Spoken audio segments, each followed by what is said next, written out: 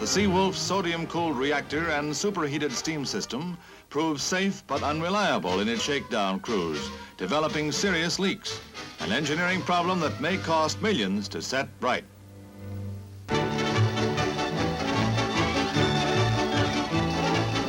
Picturesque Manizales, 7,000 feet up in the Colombian Andes, is the nation's coffee capital, and a capital affair is the 9-day fiesta and selection of a coffee queen.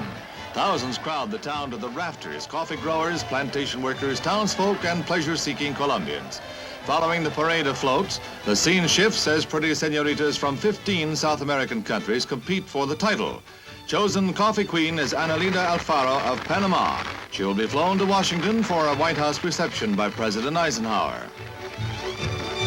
Now to the Plaza del Toros for a bullfight. They take their bullfighting seriously in Spanish-speaking countries, but, and I mean but, this is a buffo bullfight, a comic version, and nobody takes anything seriously, not even El Toro.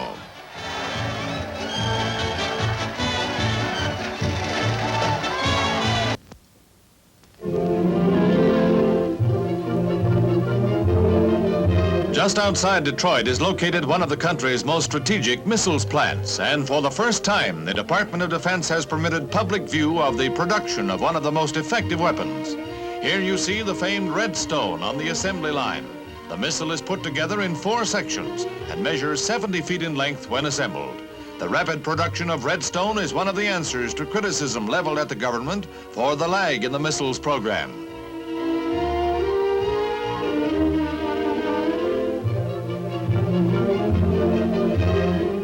Although the range of Redstone is still an official secret, it is believed to be upwards of 500 miles. And here is Redstone in action.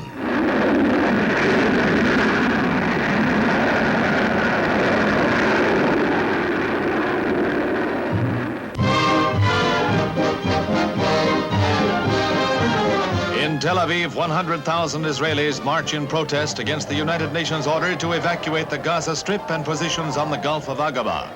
Israel is demanding guarantees against future Egyptian raids before abandoning the territory. In the impasse, the United States has offered to assure Israel of aid in the event of any future aggression. Meantime, Israel stands firm against the threats of sanctions by the United Nations, citing 8 years of border raids for her stand. Israeli-Egyptian peace still remains the key to Mid-East peace.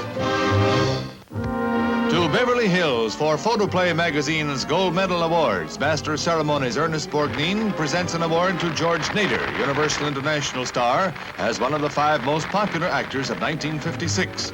Among feminine favorites, honored is Debbie Reynolds, star of Tammy, joining in the applause for Mr. Nader. Lovely Martha Heyer has a more personalized congratulation. Most Popular Actor Award goes to Rock Hudson, currently appearing in the film hit Written on the Wind. It's a big moment for the handsome and popular Mr. Hudson, and a big night all around for film folk picked for national honors.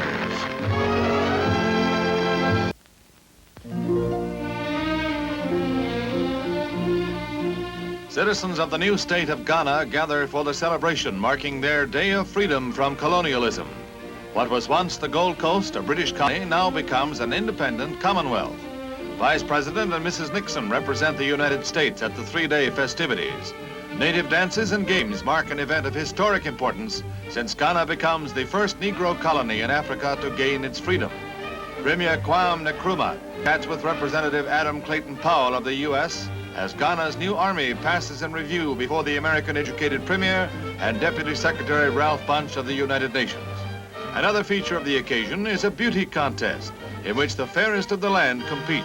And here is Miss Ghana herself, first queen of a brand new republic.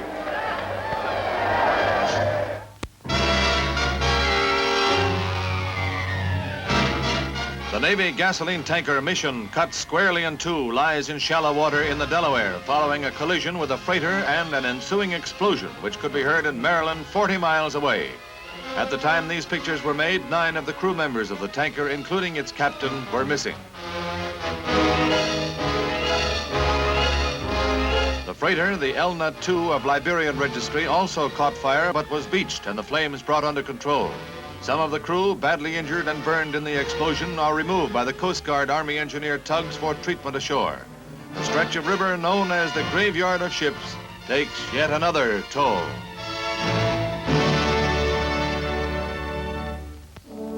The heir apparent to Monaco, little Princess Caroline Louise makes her entry into the church, as she is formally christened by the Bishop of Monaco while held in the arms of her godmother, Margaret Davis.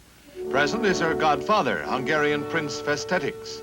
The solemn ceremony is witnessed by a capacity crowd which throngs the cathedral and joins in the ritual. The proud parents, Prince Renier and former film star Grace Kelly, have fulfilled the fondest hopes of the tiny principality.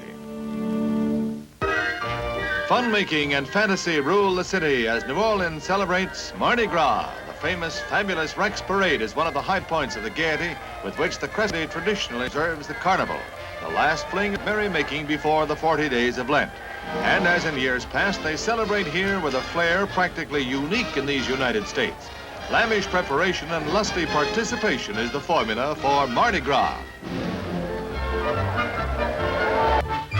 Citizens of Protection, Kansas are really getting protection. The tots are the first to face the Salk vaccine needle. This miss isn't quite sure about the whole thing, but, well, it really wasn't so bad. Next. Junior is blissful, but he gets the idea. Listen.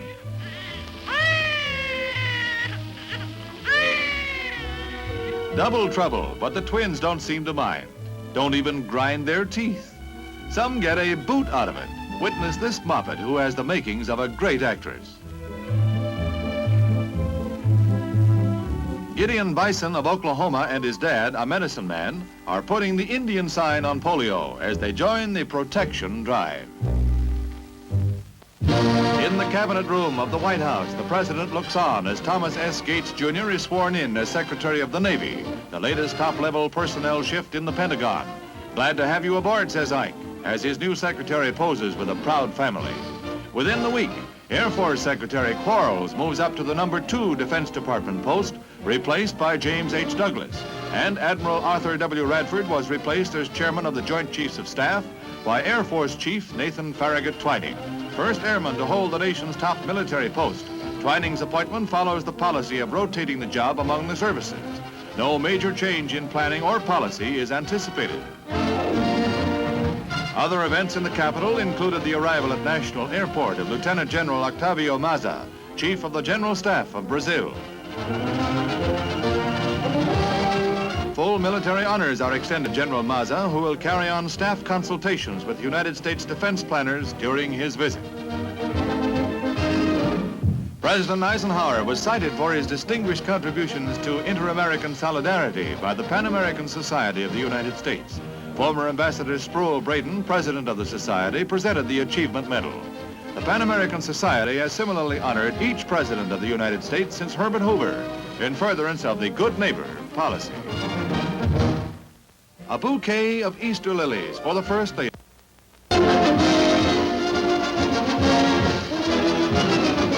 With air frontiers moving ever north, members of Task Force Slide in Minnesota equipped the huge Hercules cargo troop carrier with skis mounted outside the wheels.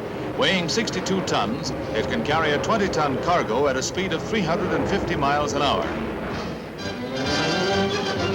Its 4 turboprop engines lifted into the air after an incredibly short run. The skis retract with the wheels almost flush against the fuselage. The wheels can be substituted at the flick of a switch. It lands like a feather as the biggest aircraft skis take up the shock. A real Arctic adventurer, this Hercules.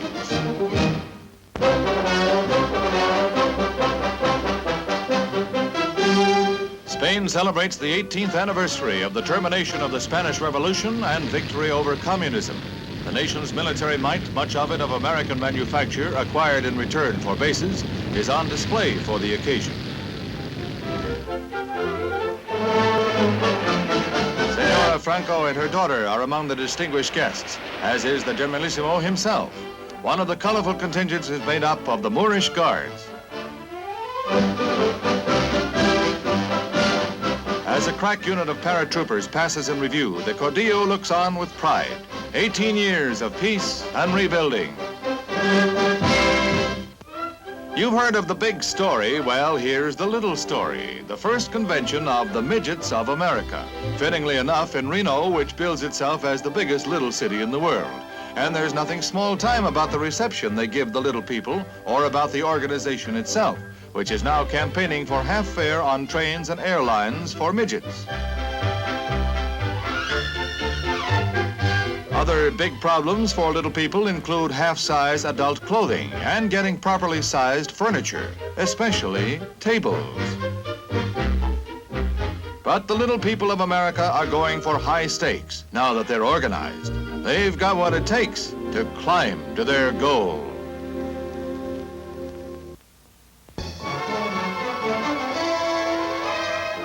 As dawn breaks over Nevada, the 1957 Atomic Test Series begins.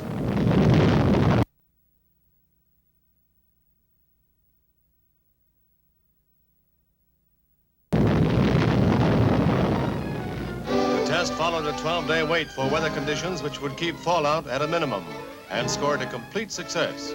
But the series will range from this baby blast with only half the power of the Hiroshima bomb to the most massive weapon tested on this continent. Background for this series of tests, increasing controversy over the dangers of fallout, with the Atomic Energy Commission coming under mounting criticism both abroad and at home. At stake are grave world issues.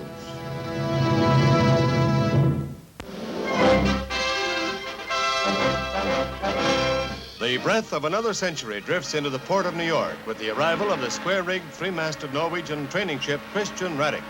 Time turns back as the 200-foot vessel sails proudly up the harbor. One of 8 square-riggers still in service, the Radich was sunk by the Nazis and refloated after the war. This is her 3rd New York visit, and on board are 42 teenage cadets getting their first taste of the sea. Progress on Project Vanguard, which will set an artificial satellite in space circling the Earth, is revealed at the Martin aircraft plant in Baltimore. A full-scale model of the 21-inch moon and a model of the Vanguard rocket, the 20,000-ton 3-stage missile that will carry the satellite to its orbit, where it will broadcast priceless scientific data to Earth. The first glimpses ever permitted of the Vanguard assembly line show the mighty rockets nearing completion. Soon the first will be test fired, while the actual satellite launching is scheduled before the end of 1958. A daring first stride into outer space.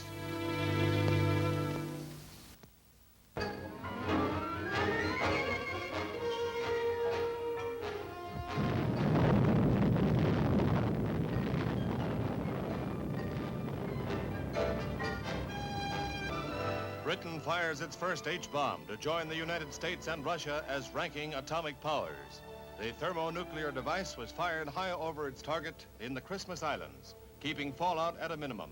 But the test added heat to the mounting debate over the safety of atomic tests and came to on the eve of renewed disarmament talks between Russia and the West. With a limitation on further atomic tests increasing in possibility, Britain has staked its claim to full status as a nuclear world power, perhaps none too soon.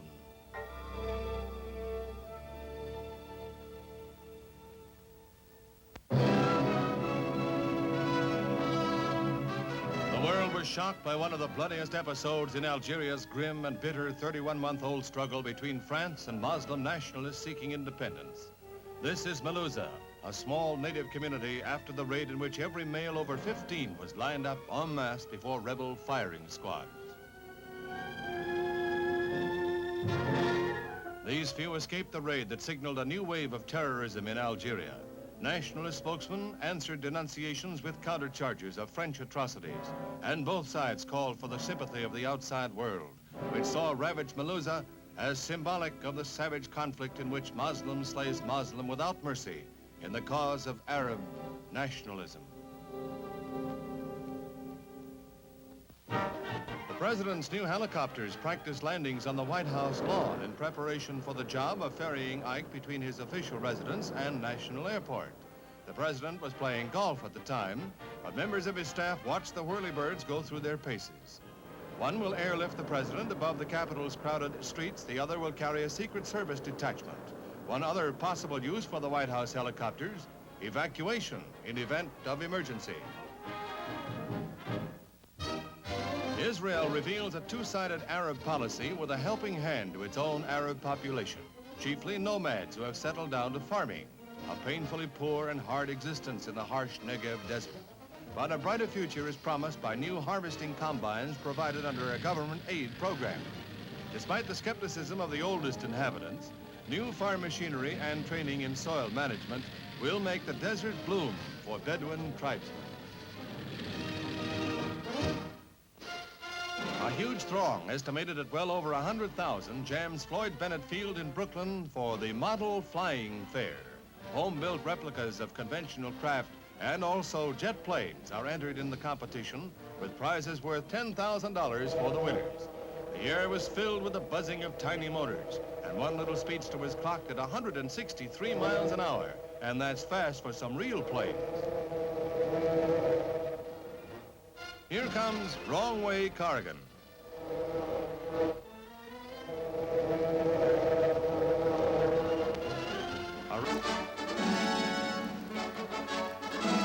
New French jet fighters stage a spectacular opening for Western Europe's greatest air show since World War II in Paris.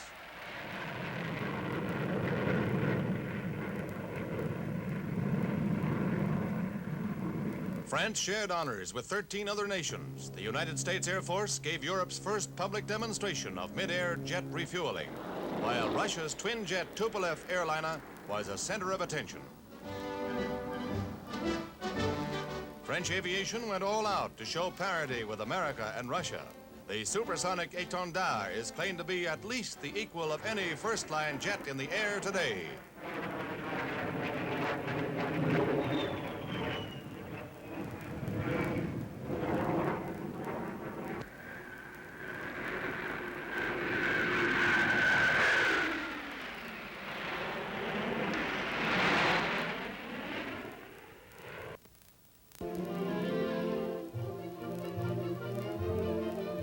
The giant rockets that will launch Earth's first artificial moon are already in production as the International Geophysical Year opens.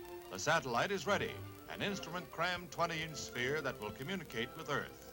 To carry the man-made moon to its orbit, a 3-stage rocket is required, a 72-footer that will reach 5 miles a second. It will be launched from Patrick Air Force Base, Florida.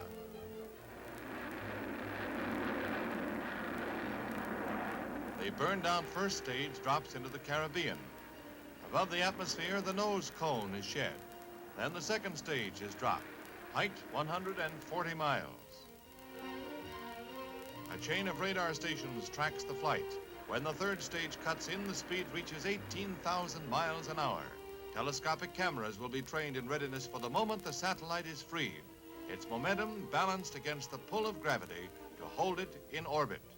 Every second it will broadcast data never before obtainable. Computers will predict its path, with ground observers checking for variations that will give new facts about every shape of our Earth. That is how man will take his first stride into space and put a new moon in the sky.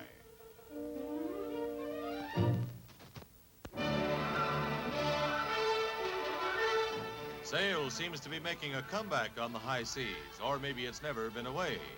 In the wake of the visits of a Norwegian square rigger and the Mayflower II, Sweden's Albatross enters New York Harbor. The Marconi rigged schooner is not merely a training ship, but a commercially operated cargo vessel as well, which adds up to a major maritime novelty in this era of jets and atomic submarines. But Albatross is up to date. Those sails are nylon. The Air Force puts on a mighty show of power for its departing Chief of Staff, General Nathan Twining. An oak leaf cluster to his Distinguished Service Medal is presented to the man who is stepping up to the top post of Chairman of the Joint Chiefs of Staff. The aerial display marking the golden age of air power includes the refueling of jet interceptors, formations of transport planes, and flights of jet bombers. Canberra jet bombers.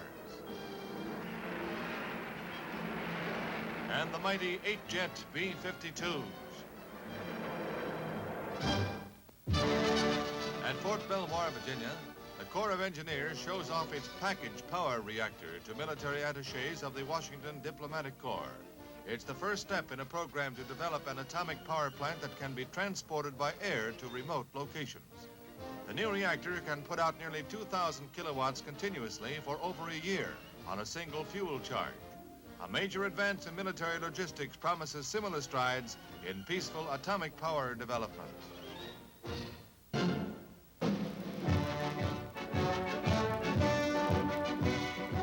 In Independence, Missouri, the Harry S. Truman Library becomes a reality, fulfilling a long-cherished dream of the ex-president, a noted amateur historian.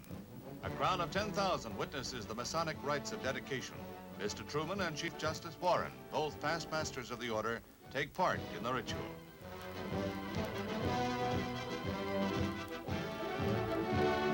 The structure was built by popular subscription. Among those attending, in addition to Mrs. Truman, was Mrs. Franklin D. Roosevelt, and political leaders of both parties. Republican Senate leader Noland was one of the onlookers, as President Eisenhower's representative received the deed on behalf of the government. Our only living former presidents, Hoover and Truman, met for congratulations that typified the nonpartisan spirit of the day. The Truman Library houses 3.5 million documents, the records of a 7-year term of office that comprise an invaluable research center. Mementos of that eventful era make up an historical museum which in large part speaks for itself. For instance, this souvenir of Truman's 1948 election victory. The private archives of Harry S. Truman, a gift to America.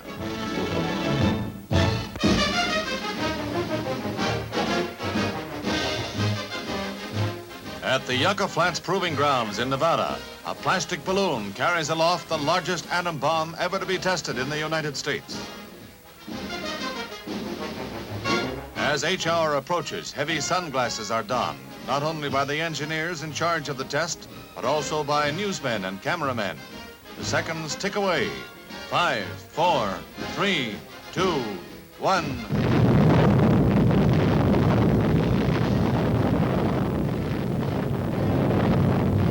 It's an awesome display of nuclear might. Trees burst into flames 5 miles away. Windows rattle 300 miles away in California 20 minutes after the blast. An airline pilot 1,000 miles away saw the flash. Marines huddled in trenches 3 miles from ground zero came through unscathed and then plunged through a vast cloud of dust in an attack on Central Station. Is a big place, accustomed to big crowds, but the arrival of an Army Redstone missile really has usually stayed commuters gaping in amazement. The 5-ton rocket presents a challenge to engineers and workmen who stand here on end, and a breathtaking display of mechanical ingenuity to travelers in the station. The exhibit is a salute to the International Geophysical Year, and to commuters who miss their train, what a way to get home. Why, you could blast off and be home in no time. Flat.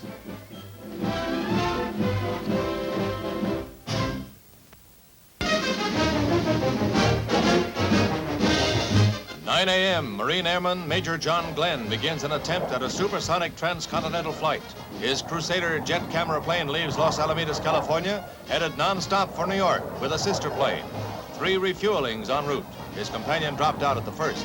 Each one slowed Glenn's jet from its better than 1,000 mile an hour top speed. Shortly after noon, Floyd Bennett Field was reached. 2,460 miles traversed, elapsed time 3 hours and 23 minutes, 8.4 seconds. Glenn's wife and children watched proudly as he taxied in, holder of a new record that shaves more than 21 minutes off the best previous time. Average speed was nearly 727 miles an hour. Not as fast as the sea level speed of sound, but fast enough to please the Marines, the Navy, and his 2 proud youngsters. Chicago lawmen seize a 4-acre field of marijuana. Retail value, $4 million. And they face the problem of disposing of the illicit crop before it goes to seed. Sheriff Lohman's answer, call in the Marines. Marijuana is a weed and spreads like crabgrass once it goes to seed. But 3 Marines armed with flamethrowers live up to the Corps' boast. They have the situation well in hand. Unique and dramatic films show the first demonstration of the Navy's mirror landing system as installed aboard the carrier Saratoga, a bright meatball of light to the right that guides in the pilot.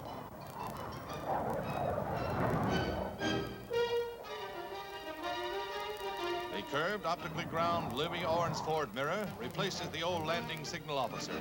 Human judgment proved too slow for jet speed deck landing.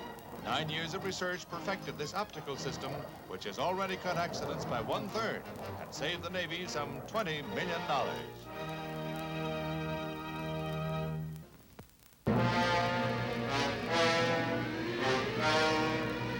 Colonel Rudolf Ivanovich Abel, alleged the highest-ranking Russian spy ever indicted in the United States, is returned to Brooklyn for arraignment in federal court.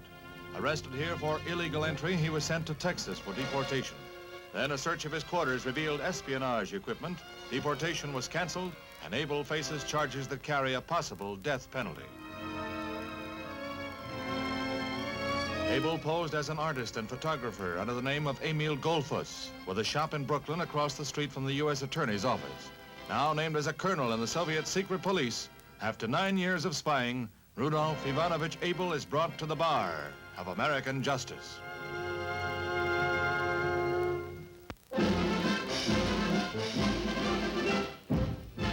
The SS President Hoover is a fitting setting for the birthday party of its great namesake, Herbert Hoover, who celebrates the reaching of his 83rd birthday with 4 generations of his family about him. It's actually a double celebration, for the former chief executive was not present when the passenger liner named in his honor was launched. It is his first time aboard and a festive occasion. The nation joins those present in best birthday wishes for a distinguished elder statesman. A Dutch freighter built for a Danish line in the greatest sideways launching in European shipbuilding history. The channel is only 160 feet wide. There's no room to spare.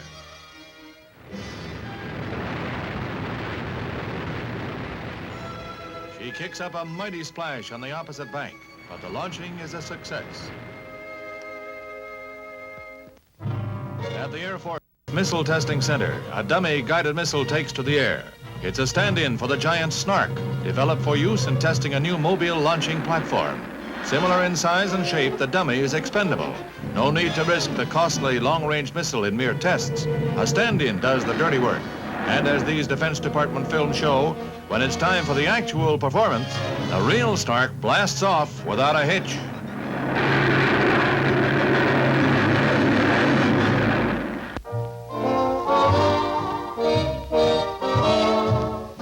For the unusual in coiffures, Grivet is your man, ladies, if you live in the San Francisco area. At his salon in San Mateo, the noted hairstylist feathers his nest with original ideas, like putting feathers on milady's hairdo and calling it the parakeet. For the schoolgirl who is serious about figures, and what girl isn't, the number 9 hairdo figures.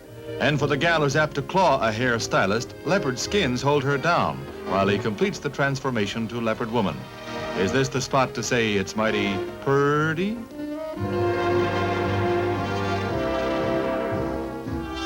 For the gal who loves her car, there's the swept wing hairstyle, complete with rear lights, bumper, and exhaust pipes. Plenty of mileage per gal.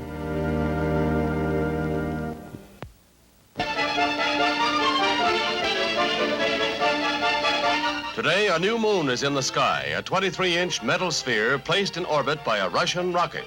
Here, an artist's conception of how the feat was accomplished. A 3-stage rocket. Number 1, the booster in the class of an intercontinental missile. Its weight estimated at 50 tons. The smaller second stage took over at 5,000 miles an hour and carried on to the highest point reached. 500 miles up, the artificial moon is boosted to a speed counterbalancing the pull of gravity and released. You are hearing the actual signals transmitted by the Earth-circling satellite, one of the great scientific feats of the age.